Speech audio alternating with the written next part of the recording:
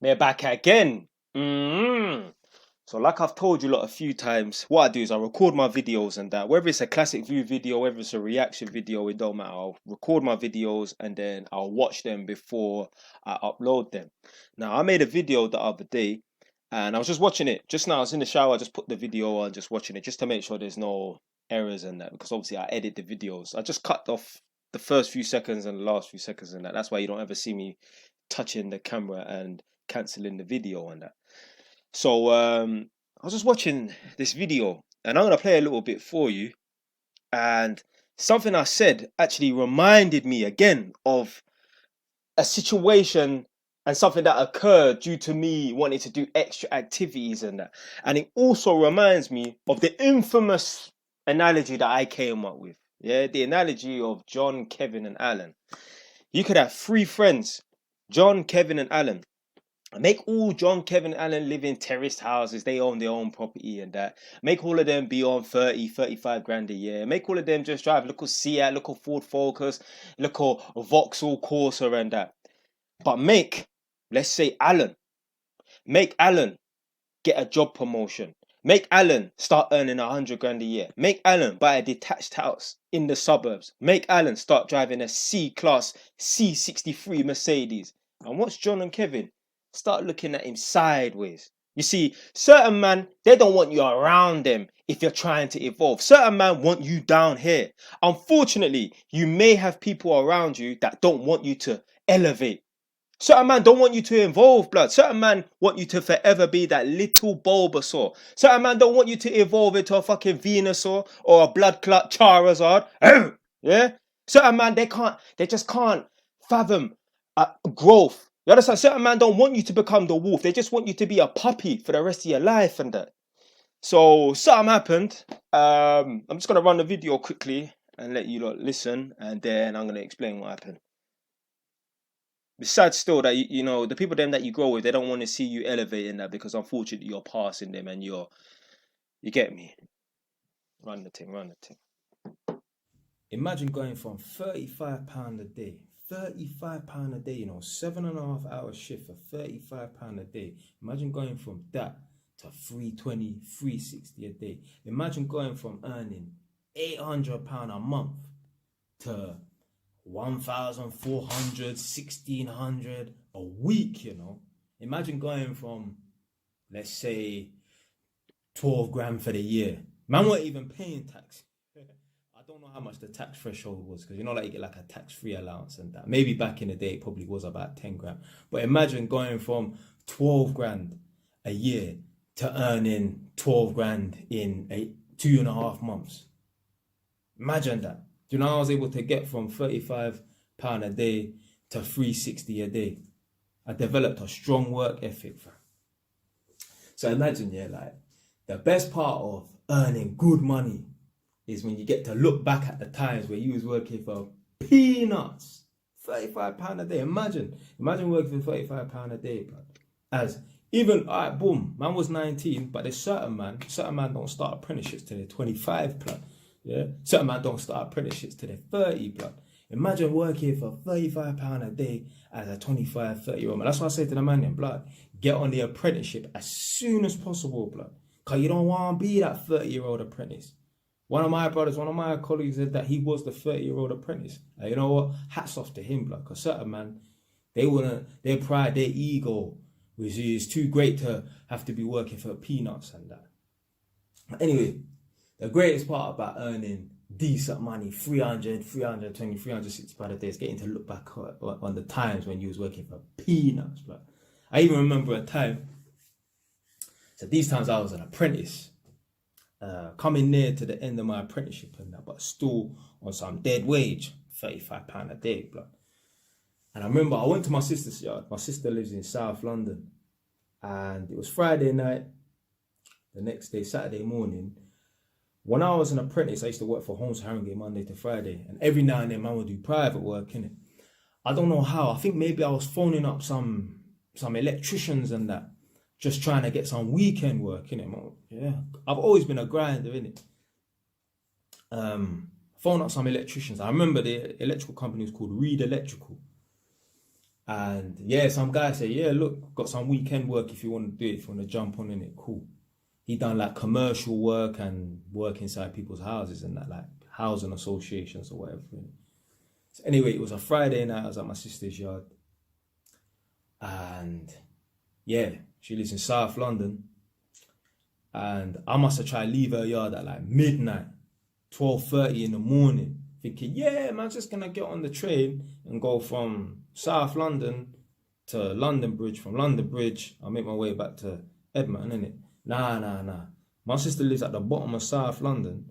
I had to take a train into Kent. Yeah? From Kent, man, I had to go to London Bridge or Liverpool Street, one of them central London train stations at that. And from there, man, I think I got what did I do? I think I got a next bus to Stoke Newton. I definitely got a bus to Stoke Newton. And from there, man took a next bus back to Edmonton. I think it's probably the 149 and that. Blood. I left my sister's yard at like midnight or 12:30. I didn't get home till 3 in the morning. I had to wake up at 6. Literally 3 hours sleep, blood. You see my eye them red right now? Man just recently chopped out the shower, innit? Yeah. My eyes then was probably red. I remember I had a banana and a Red Bull for breakfast, blood. All of that, for £100 for the day, fam. Imagine doing all that bad, this 3 hours sleep and that. Yeah? Some dead breakfast, banana and Red Bull and that. For the sake of £100, blood. But you know what? Doing them madness like that, that's what gave me that strong work ethic, blood. So that video is called, I think, How to Develop a Strong Work Ethic. Now, at the time of me obviously filming this video right now, I haven't released that video. More than likely, I'll probably release this video before that one anyway. But yeah, so like I said in the video, I was doing private work on the side of, doing extra work on the Saturday as well as working Monday to Friday at Homes of Haringey as an apprentice. And my mentor, this little pussy, is when I told him that, yeah, man, started doing some work with some random electrician that I found, like just off the net or whatever.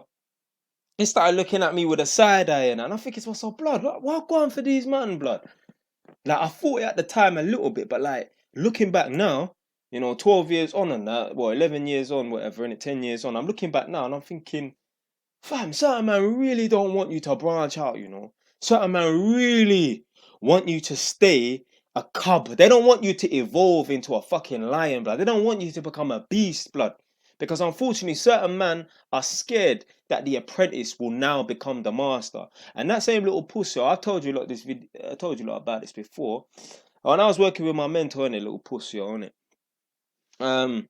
Obviously, man's training to be level 3 electrically qualified and that, boom. Coming up to the end of my time to get qualified and get my quote unquote ticket, my certification and that, to say, yeah, boom, I can go out on my own, innit?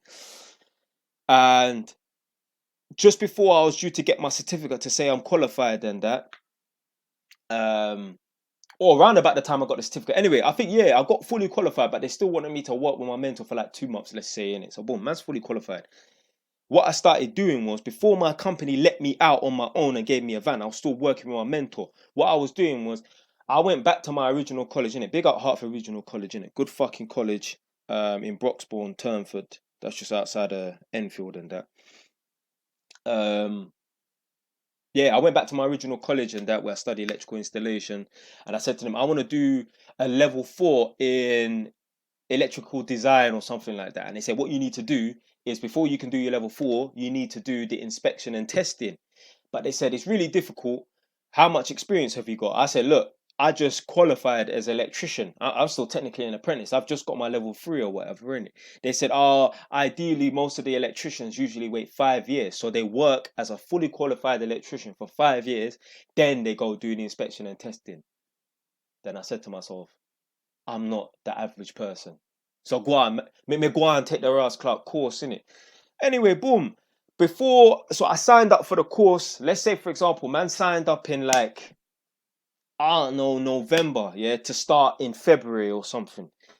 In that time, there's one book called The Guidance Not Free, and that's like the inspection and testing Bible. Man need to know that book inside out, outside in, my brother. So literally, when I used to be in a van as a passenger with my mentor and that, But man, don't. Why am I engaging in small talk, bullshit conversations and that? Blood. I'm flicking through my book. Man's reading. Man's learning and that. And even like I remember there was one time I went with my mentor to a job. It wasn't even a job actually. He went to go and see his dad and his uncle and that. And them lot are chatting shit about football and nonsense, innit? I said, yo, where's the key, man, for the van, innit? Boom. I went and sat in the van, turned on the engine, put the heating on. See, I'm a black man, innit? So man get cold and that. And I'm sitting in the van for like 20 minutes, just revising, innit? Just learning this thing, blood. Like, you get me? I gotta get ahead of the people, them, innit? So reading this book and that, he just comes out of nowhere, boom, opens up the door. You're wasting the council's fuel and turns off the engine and that. This guy's talking about you're wasting the council's fuel. This is the same pussy who used to steal drums of cable, blood. Used to steal sockets for his fucking private work. What are you talking about wasting the council's fuel, blood? Anyway, I'm reading through my book. I'm like, whatever, boom, I'm just studying and that. And yeah, I think like it was like a week later, he just got pissed off and that because I'm reading my book and yeah, I might be a bit quiet and that, but just leave me alone, fam. Yeah, I don't come to work to socialize. I come to work to do my work and get my apprenticeship and gain experience in it. I don't come to work to socialize, innit? So boom, yeah, he just got annoyed in it and he said, "Look, I think you should just bring your car in and go into the office in the morning." So I was like, "All right, then cool." Then me and him never worked again. Never worked together again. Fuck him, man. Like, so the issue was what happened was one time we was driving in the van and he said to me, "What's the point of studying to become an inspector and tester?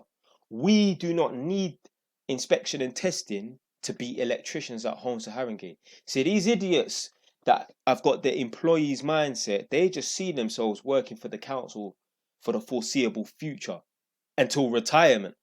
Because the council has a stigma of being obviously lazy workers and a job for life and that, certain man don't see anything past the council. So certain man just believe, boy, as long as I turn up to work on time and do the bare minimum and enough work and I don't get fired and that, I should be working at the council for life.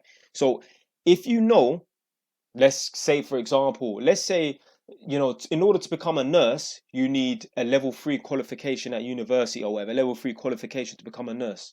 Well, once you've got the job as a nurse and you plan to work at the same hospital until you retire, why are you going to train to become a doctor? You know what I'm saying? Especially imagine if doctors and nurses get paid the same. You're not going to bother, innit? So anyway, he told me, what's the point of studying to become an inspector and tester? We don't need it to be on this, to be at this workplace and that. We don't need it to be employed at Holmes Haringey and that. And I said to him, yeah, but I might want to expand and leave the workplace and that. And then, like a week after, we just kind of fell out and that. But this is mad, fam. As a mentor and that, your job is to guide the people that are inexperienced and make them become the best that they can. But certain man want to cap the best that some people can be, blood. So I just thought, yeah, that guy's a pussy, fam. Literally, certain man only want to be around you if you're at the same level as them. God forbid you elevate. God forbid you start making more money than them. They're gonna hate on you. Let me tell you something right now. I would never hate on any of the man them that are making more money than me. Do you know why? Because I know people who earn less than me that have a better lifestyle than me. I have no lifestyle. I just save, save, save, save, save. I could meet a gal, let's say I earn 60, 70 grand a year. She could earn 30 grand a year. She could have a brand new Mercedes outside going on these holidays and that, whatever. And I'm there with my dead little Honda Civic. Still ain't gone to Egypt and that. Blood. She looks like she's earning more money than me. She looks like she's living a better lifestyle than me. I don't give a shit, blood. I don't care about earning all this money and that to live a lavish lifestyle. All I care about is getting money to buy properties, blood. So yeah, some people are just idiots and that. You won't find out how people them around you feel about you until you pass them. And that's it, man. Stay wise. Don't know.